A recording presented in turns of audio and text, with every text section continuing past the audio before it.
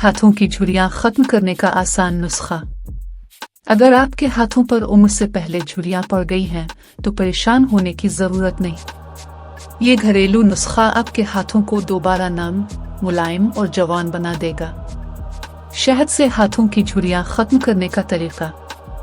शहद एक कुदरती मॉइस्चराइजर है जो जिल्द को नमी फराहम करता है और बढ़ती उम्र के असरात जैसे झुर्रियों को कम करने में मदद देता है।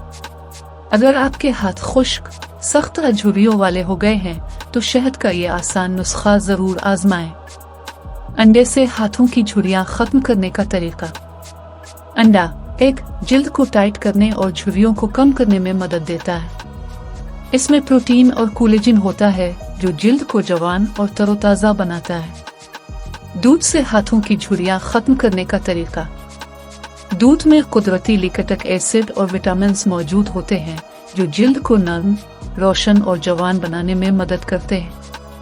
ये जिल्द की नमी को बरकरार रखता है और झुर्रियों को कम करने में मुअस्सिर है। अज्जा एलोवेरा जेल 1 चम्मच, नारियल का तेल 1 चम्मच। तरीका इस्तेमाल।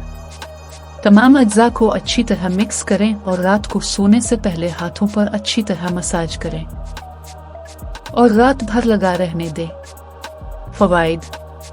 रोजाना इस्तेमाल से चंद हफ्तों में वाज़ेह फर्क नजर आएगा।